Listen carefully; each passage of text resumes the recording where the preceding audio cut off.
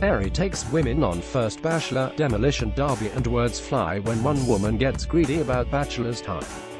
Monday's Bachelor episode started with some bling, moved on to some bashing, and ended with some bitching.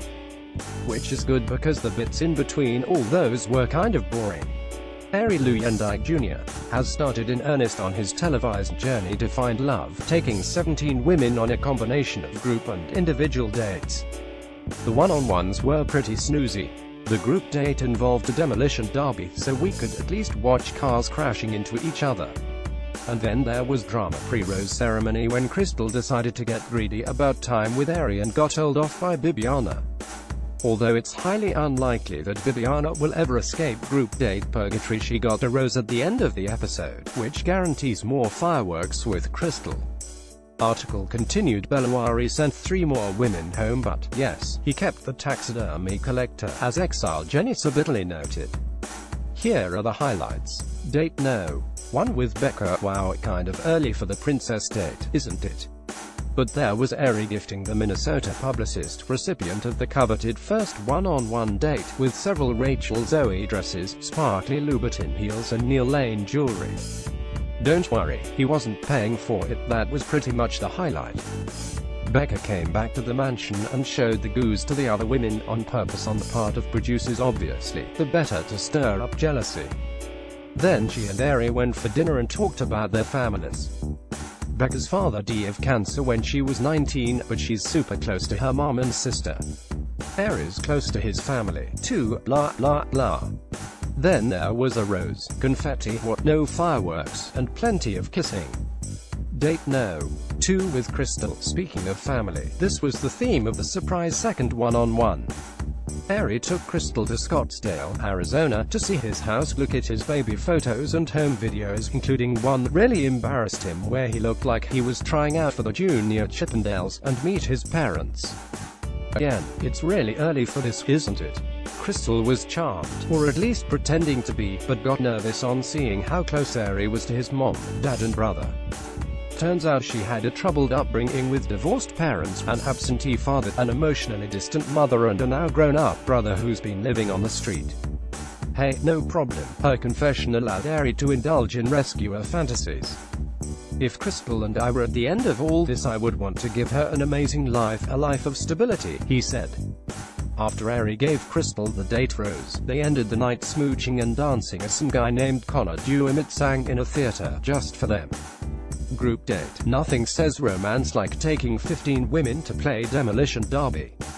First, Arie showed off by driving onto the field and doing some donuts for the squealing women, including Makel, Marek, Tia, Valerie, Annalise, Lauren G, Kendall, Becca, Jenny, Sen, Jenna, Caroline, Brittany, Bibiana, and Chelsea. Could be the first time Arie wins something on a racetrack, snarked host Chris Harrison to his fellow commentator at the Bachelor Demolition Derby, race car driver Robbie Gordon. The answer was no. Arie got knocked out of the course. Annalise was suffering from childhood post-traumatic bumper car syndrome, which I didn't know was a thing, and was scared to get hit, but after some tears and some one-on-one attention from Arie, she was good to go bash other women's cars. Brittany bashed so many cars she hurt herself, but it was Sen who won the competition. Then it was on to the date cocktail party. Chelsea, who was first to grab Arie as usual, told him that she had a 3-year-old son, and he assured her he's cool about dating women with kids, a point he reinforced by smooching her. Then we found out Sen is really smart. She went to Yale and studied in Brazil and Italy. Girl, what are you doing on The Bachelor? Arie kind of made the same point when he noted, I barely graduated high school and worked at Pizza Hut. Sen got smooches too. The hottest kisses, though, went to Becca. You know what went to Bibiana? Absolutely nothing. Despite complaining all night long that she needed time with Arie to figure out if she was into him, she refused to talk to him when her turn finally came. I'm done, it's the end of the night. Do you think I really want to talk to him like this? She groused, warning the other women, nobody f***ing touch me, when one offered a hug. Arie commended Chelsea for opening up to him but gave the date rose to Sen. The rose ceremony. Remember the near-feeding frenzy of the first night? The tension was only slightly lower this week since 4 of the women did not go on dates.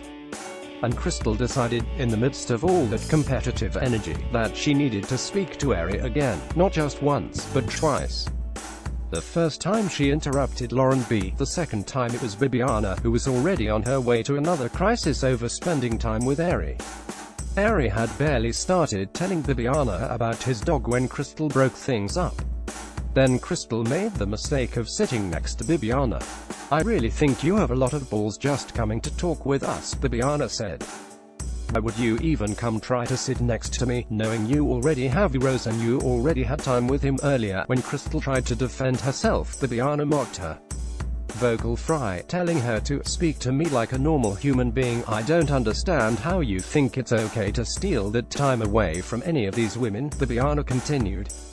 "If I'm trying to talk to my man, you need to back the FK away. You just dug a big asshole for yourself." It's no wonder Crystal looked none too pleased when Bibiana got the final rose. Arie also kept around Jacqueline, Becca, with whom he shared another intense smooching session, Jenna, Chelsea, Lauren S., Tia, Annalise, Lauren B., Kendall, despite the fact she showed him a stuffed seal from her collection, Brittany, Ashley, Marek and Caroline, Valerie, Lauren G. and Jenny got the heave-ho, with Jenny petally walking away without saying goodbye to Arie and then telling him it was her friends should miss, not it, when he followed her out. "I literally came into this thinking I would end up with him. He literally picked a taxidermist over me," she huffed. Look for more Bibiana and Crystal drama next week. It airs Monday at 8 p.m. on City TV. You can email me at dyo@thestar.ca, tweet me at realityao, or visit my Facebook page.